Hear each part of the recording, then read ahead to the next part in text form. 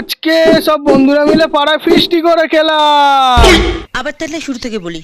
প্রথমেই সোয়াবিন গুলো গরম জলে ফেলে সিদ্ধ করে নিলাম। এরপরেই পেঁয়াজ ক্যাপসিকাম কেটে বাজার থেকে ময়দা নিয়ে চলে এলাম। এরই সাথে বন্ধুরা বাকি কাজগুলো করে দিচ্ছিল।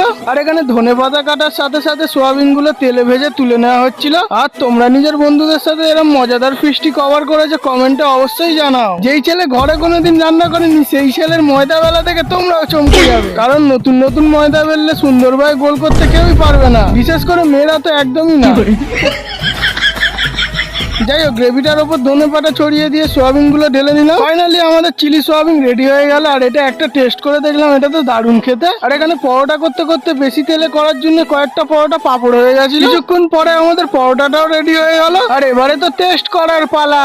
চিলি সোয়াবিনকে ঠালায় পড়তেই সবাই নিজের কাজে লেগে পড়লাম। সত্যি এটা খুব দারুণ খেতে ছিল। আমি এখন খাই আর তোমাদের বলি টাটা, বাই বাই।